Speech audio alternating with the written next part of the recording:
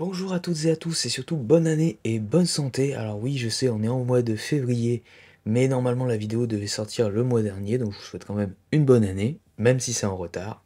D'ailleurs, n'oubliez pas de mettre un pouce en l'air si vous aimez cette vidéo et de la partager, c'est très important. Je sais que vous aimez cette série sur les consoles et sur le traitement que je donne au niveau des consoles, c'est-à-dire parler un petit peu de comment fonctionne la console, en plus de parler de la technique anti-piratage sur cette console. Si évidemment vous aimez ce contenu, n'hésitez pas à le partager, c'est très important. On commence donc cette année avec la toute première console de Microsoft, à savoir la Xbox. Microsoft surtout connu à cette époque pour Windows et Office, qui rentre donc du coup dans l'arène pour se tabasser un petit peu avec Sony et Nintendo. Et vous allez voir qu'il suffit d'un petit oubli pour réduire à néant la sécurité d'une console. Générique.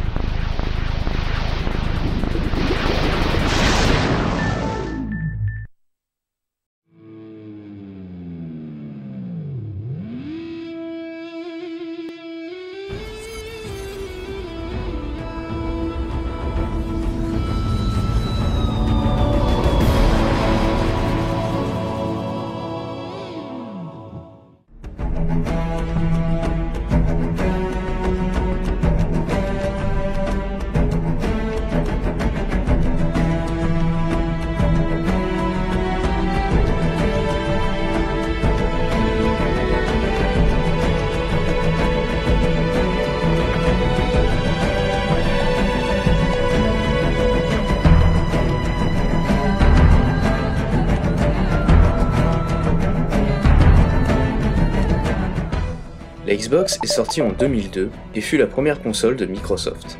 Microsoft, que l'on connaissait beaucoup à l'époque pour Windows et Office. Elle partage quelques éléments avec la Dreamcast, qui d'ailleurs est compatible Windows CE. Il y a une petite histoire où le projet Xbox devait être en réalité une Dreamcast 2, tellement certains éléments de design étaient similaires lors des prototypes. De plus, Peter Moore, qui sera embauché par Microsoft en 2003, travaillait à cette époque pour Sega of America et était en contact avec Microsoft dû à cette compatibilité Windows CE. Passons donc côté hardware. La Xbox se compose principalement de composants de PC, contrairement à ses concurrentes qui privilégiaient des puces personnalisées. On a donc côté CPU, un processeur Intel Pentium 3 cadencé à 733 MHz, sorti de base par Intel en 1999 pour PC. Du côté GPU, la Xbox utilise une version modifiée d'une Nvidia GeForce 3 cadencée à 233 MHz. Ses performances sont certes légèrement supérieures à une GeForce 3 utilisée dans le milieu PC, mais surtout très supérieures aux performances de ses concurrentes. Côté mémoire vive, la console embarque 64 mégaoctets de SDRAM fourni par Samsung, utilisant un modèle de mémoire partagé entre le CPU et le GPU. La Xbox utilise quand même une puce personnalisée de Nvidia appelée le MCPX, basée sur la puce MCP que l'on peut trouver sur certaines cartes mères de PC. Cette puce est considérée comme le Source Bridge de la console et gère les capacités sonores de la Xbox ainsi que le décodage Dolby Stereo, mais également les manettes qui utilisent un protocole USB car Microsoft avait déjà des pilotes pour Windows, ainsi que le disque dur interne de la console, novateur pour l'époque car ses concurrentes comme la PS2 et la GameCube utilisaient encore des cartes mémoire. Formaté avec un format propriétaire FAT-X, un format dérivé du FAT32 de Windows, et utilisant le protocole IDE, un standard PC. Et enfin, une petite ROM flash qui contient le kernel Windows 2000 modifié. Lorsque la Xbox est sortie, forcément de nombreuses personnes ont voulu savoir comment elle fonctionnait. Et au vu de ses ressemblances avec un PC, les personnes ont tenté dans un premier temps de voir ce qu'il y avait sur le disque dur. Certes, le disque n'était pas lu directement sous Windows, mais avec quelques petites recherches, le disque était formaté avec une variante du FAT32, utilisée par Windows depuis Windows 95, nommée en interne FAT-X pour Fat Xbox. Malheureusement, le disque dur était chiffré et verrouillé en usine, donc impossible de récupérer les données. Mais les hackers ont trouvé une parade assez simple à ce verrouillage. Ils ont assumé que la console devait sans doute déverrouiller le disque dur pour y avoir accès au démarrage de celle-ci. Quelques essais infructueux plus tard, ils ont trouvé qu'en débranchant le lecteur de DVD, la console n'allait pas démarrer correctement et allait afficher un message d'erreur.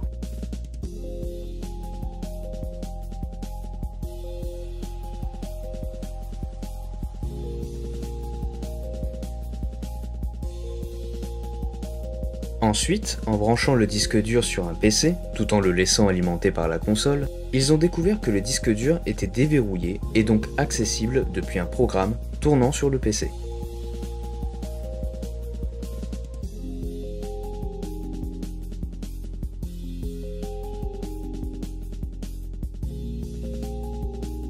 Le disque contient donc 5 partitions, évidemment la partition C que l'on retrouve sous Windows et qui contient là aussi les données système comme le dashboard et autres fichiers essentiels au démarrage de la console, une partition E qui contient les données utilisateurs comme les sauvegardes ou la musique, et les partitions X, Y et Z qui sont utilisées comme cache pour le jeu.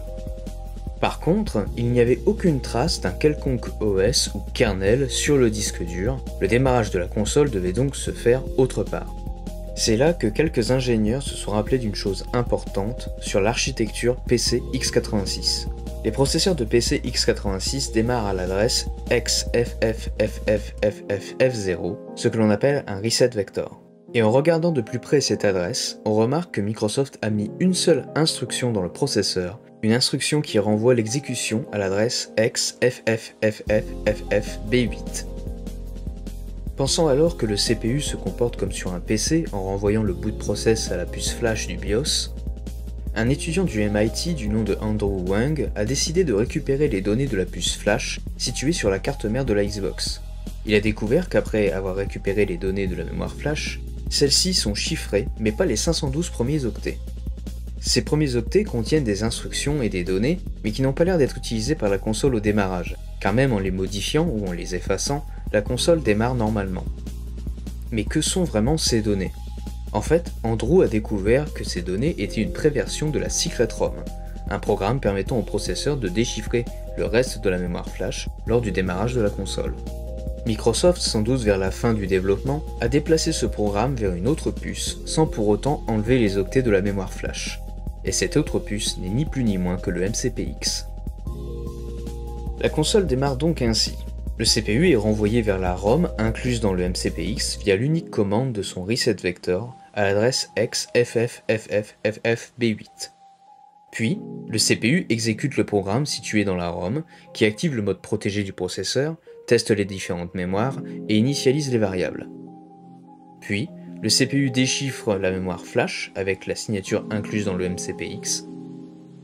Le CPU passe ensuite sur le programme inclus dans la mémoire flash qui n'est ni plus ni moins qu'un kernel Windows 2000. Enfin, la console déverrouille le disque dur pour accéder au fichier du dashboard. Elle affiche alors son écran de démarrage.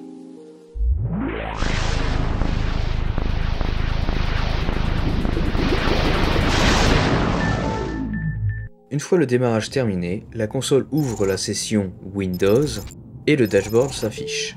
Sauf si une erreur est survenue lors du démarrage de la console, où là, un message d'erreur s'affiche à la place.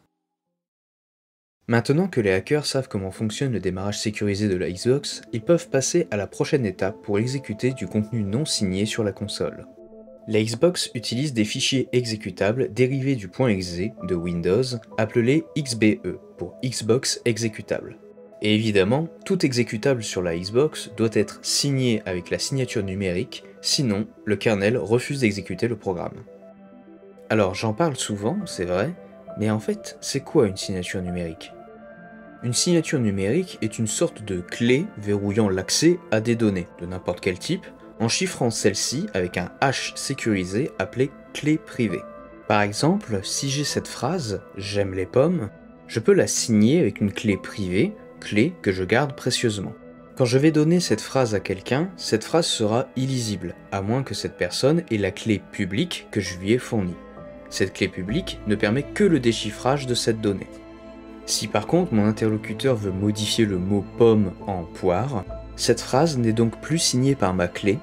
Je peux donc savoir si la donnée a été intentionnellement modifiée en vérifiant la signature numérique. Malheureusement pour Microsoft, la communication entre le MCPX et la mémoire flash contenant le kernel n'était pas sécurisée. Andrew a donc pu récupérer la clé qui transitait sur le bus lors du déchiffrage du kernel via un outil permettant de récupérer les octets qui transitaient entre le MCPX et la mémoire flash. Il a même publié ses résultats sur son site web, ce qui a valu des menaces de Microsoft. Andrew, my name is John Thomason with the Microsoft Xbox Group. I'd like to chat with you a little bit concerning the ROM image you have up on your website. We'd certainly like to have you remove that if you could. Mais les dommages étaient déjà faits, les hackers avaient maintenant toutes les informations pour pouvoir exécuter du code non signé sur Xbox. Pour ce faire, ils ont pensé à ce qui a fait ses preuves sur PlayStation et PlayStation 2, à savoir les mod chips. Les premiers mod chips, comme le Extender et le Enigma, patchaient le kernel à la volée et fonctionnaient en parallèle du kernel officiel de la Xbox. Mais ces mod chips ont vite été remplacés par de nouveaux grâce à une nouvelle découverte sur la Xbox. En fouillant dans le processus d'exécution de la Xbox, les hackers ont découvert qu'en enlevant la mémoire flash, la Xbox tentait de démarrer depuis le port LPC sur la carte mère. Ce port était utilisé lors du procédé d'assemblage de la Xbox pour, ironiquement, ajouter le kernel sur les mémoires flash.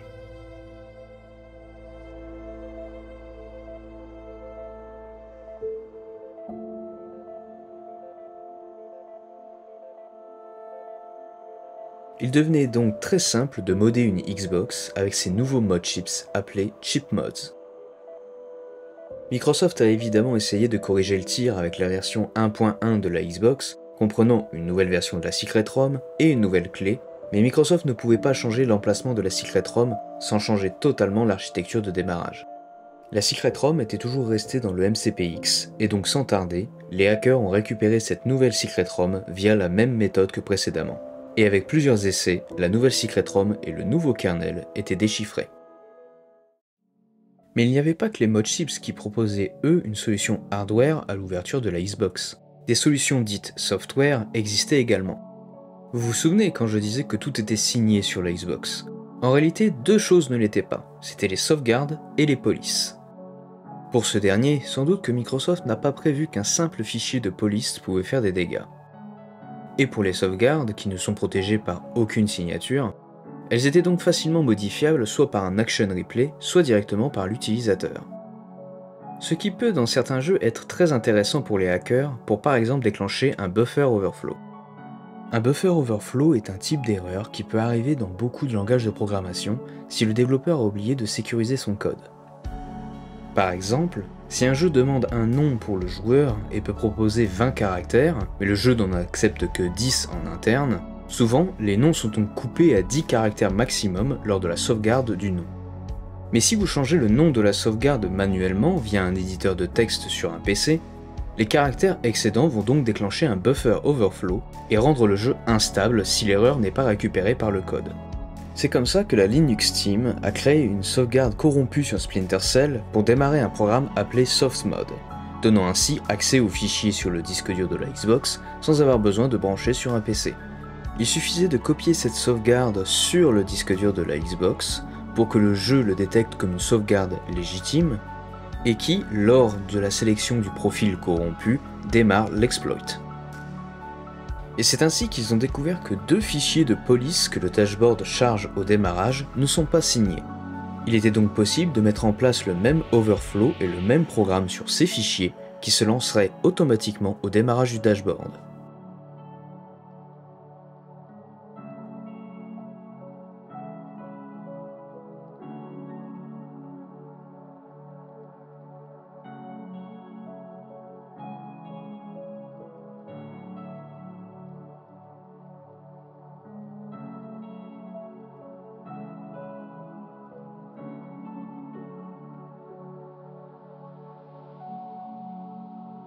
Pour terminer, il y a un autre côté de la console dont nous n'avons pas parlé, c'est le côté des disques Xbox.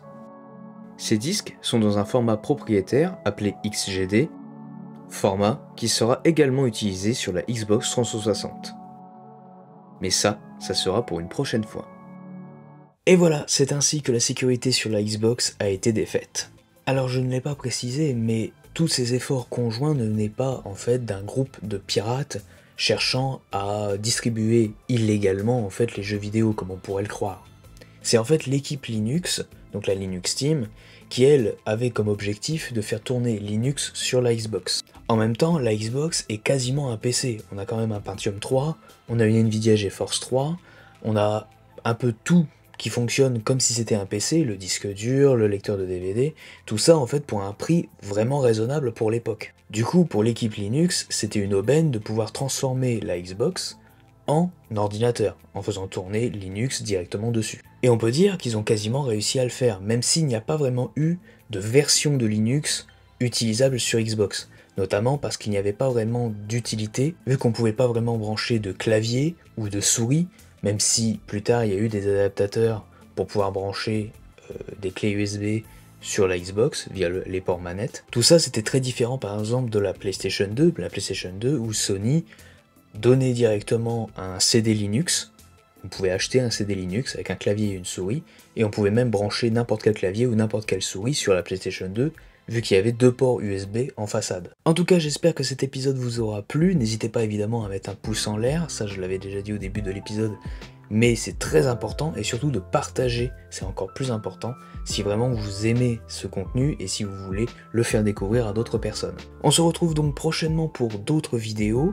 Je pense du coup faire la Xbox 360 pour pouvoir parler du format XGD juste après, en fait, même si la Xbox 360, il y a autre chose à dire dessus, il y a beaucoup de choses à dire sur la Xbox 360. Sinon, j'avais également l'idée de faire les bornes d'arcade CPS2 avec les piles suicides. On pourra également parler peut-être de la PSP et de la Nintendo DS. De toute façon, cette année, il y aura beaucoup de consoles qu'on pourra en fait passer en revue. N'hésitez pas évidemment à dire en commentaire lesquelles vous préférez. Comme ça, je pourrais voir si vous avez vraiment un grand engouement pour par exemple la PSP. Et on fera peut-être la PSP en priorité par rapport à la Xbox 360. Ou si vous voulez voir la suite de cette merveilleuse aventure avec Microsoft. En tout cas, je vous souhaite de passer une très bonne journée ou une très bonne soirée. Et on se retrouve pour un nouvel épisode. Allez, ciao!